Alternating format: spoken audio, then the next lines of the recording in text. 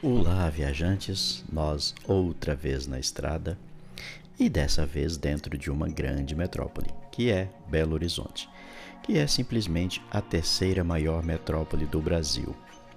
Bom, nós estamos praticamente saindo de Belo Horizonte, mas hoje nós vamos contar a história de Belo Horizonte, mesmo já estando saindo da cidade. Pela sua relevância, pela sua história. No episódio anterior nós fizemos agradecimentos, entramos na cidade, começamos a atravessar. A gente está saindo de Belo Horizonte, mas a história de Belo Horizonte não pode deixar de ser contada pela sua relevância. Belo Horizonte é a atual capital do estado de Minas Gerais. Quando eu digo é a atual capital do estado de Minas Gerais, fica uma pergunta. Uai, mas Belo Horizonte já teve, mas Minas Gerais já teve outra capital? Sim, pessoal, Minas Gerais já teve outra capital. E eu também não sabia disso, mas a história nos conta que uma das principais razões da fundação de Ouro Preto, antiga capital de Minas Gerais, que já estava espremida entre as montanhas e então não conseguia mais crescer socioeconomicamente. Era preciso uma nova capital e um grupo de engenheiros liderados por Araão Reis descobriram um vilarejo, o Arraial do Curral del Rei, construído por bandeirante chamado João Leite da Silva Ortiz. Então decidiram que ali seria a nova capital. Muitas famílias tiveram que mudar de casa com as obras que começaram em 1893. Belo Horizonte foi a primeira cidade planejada do Brasil e foi inspirada em cidades modernas como Paris e Washington. Essa informação para mim também é nova, muito interessante saber disso. Outras cidades planejadas do Brasil é Goiânia, Palmas. Eu não sabia que Belo Horizonte, uma cidade do século XVIII, tinha sido planejada. E muito bem planejada. Belo Horizonte foi a primeira cidade planejada do Brasil. Vale a pena reforçar essa informação. Muito interessante. Isso pode ser visto em detalhes como cruzamentos em todos os quarteirões, um parque no centro da cidade e canteiros e ruas da cidade floridos e cheios de árvores. Que bacana. Belém era tida como a cidade mais verde do Brasil. Não sei se Belém ainda detém esse título. Durante a expansão paulista, e aí vem os bandeirantes de novo, que cresceu com a descoberta do ouro, o bandeirante João Leite da Silva Ortiz ocupou em 1701 terras em que estabeleceu a Fazenda do Cercado, base do núcleo do Curral del Rei. Mas São João del Rei está longe de Belo Horizonte. Até então, capital de Minas Gerais, a cidade de Ouro Preto apresentava dificuldade de uma expansão urbana devido à sua localização. Isso gerou a necessidade da transferência da capital para outra localidade. O Congresso Mineiro, reunido em Barbacena em 1893, indicou por uma lei estadual, adicional à Constituição do Estado, algumas cidades como locais propícios à instalação da nova capital, depois que se ouvisse o parecer da comissão construtora chefiada pelo engenheiro Araão Reis, que optou por Belo Horizonte. Seu território foi desmembrado de Sabará e inicialmente foi denominada Cidade de Minas. Que bacana, olha Sabará aí mais uma vez fazendo história. A capital do estado foi oficialmente transferida em 12 de dezembro de 1897. O local escolhido oferecia condições ideais, estava no centro da unidade federativa, a 100 km de Ouro Preto, rico em cursos d'água, clima ameno, numa altitude de 800 metros. Eu até fiz menção algumas vezes que Belo Horizonte devia ser uma cidade muito alta, porque quando a gente sai de João Monlevade sentido a Belo Horizonte, a gente só sobe. E olha, 800 metros não é uma grande altitude. A área destinada à nova capital parecia um grande anfiteatro entre as serras do Curral e de Contagem, contando com excelentes condições climatológicas, protegida dos ventos frios e úmidos do sul e dos ventos quentes do norte, e arejada pelas correntes amenas do oriente que vinham da Serra da Piedade. Belíssimo lugar, a Serra da Piedade. Também já falamos dela aqui no episódio anterior. Projetada pelo engenheiro Araão Reis entre 1894 e 1897, Belo Horizonte foi a primeira cidade brasileira moderna planejada.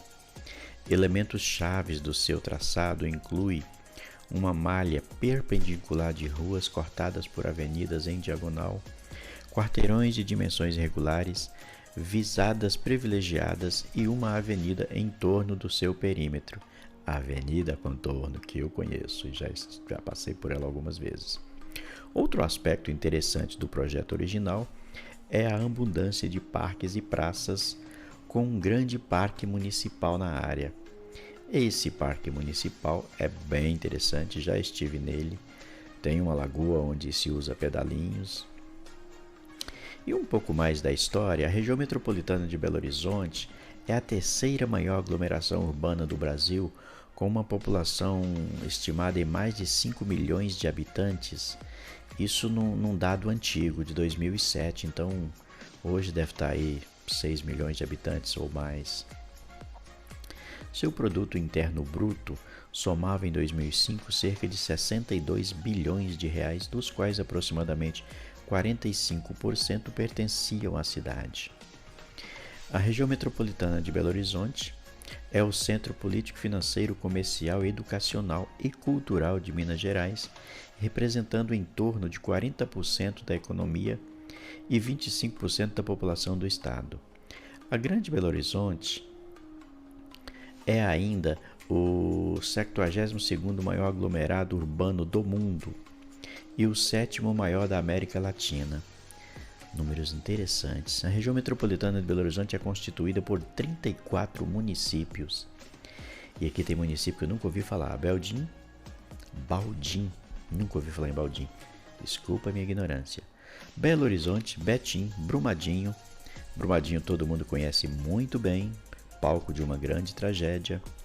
Caeté, Capim Branco, Confins, Contagem, Esmeraldas, Florestal, Ibirité, que também é conhecida, Igarapé, Itaquara, Itatiaiuçu, Jaboticatubas, Juatuba, Lagoa Santa, meu amigo J. Viana, Mário Campos, Mateus Leme, Matozinho, Nova Lima, Nova União, falamos de Nova União aqui no episódio anterior, Pedro Leopoldo, Raposos, Ribeirão das Neves, muito conhecido, Rio Acima, Rio Manso, Sabará, já contamos a história de Sabará aqui, já falamos também de Santa Luzia, pelo qual já passamos, São Joaquim de Bicas,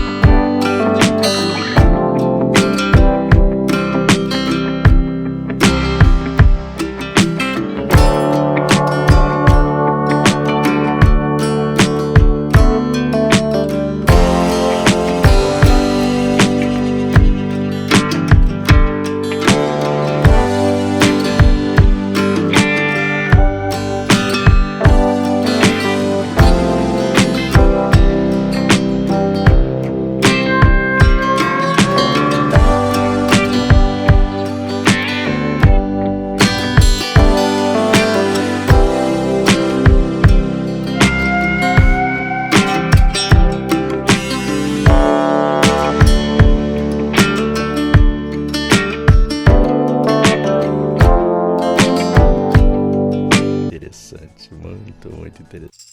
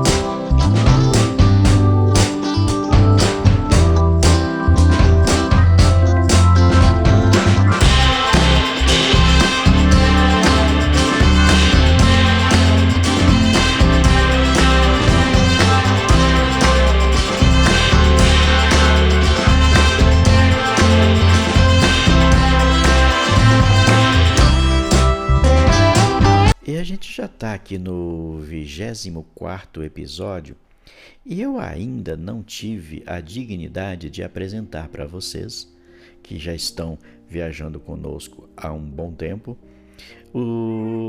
a comitiva dessa viagem.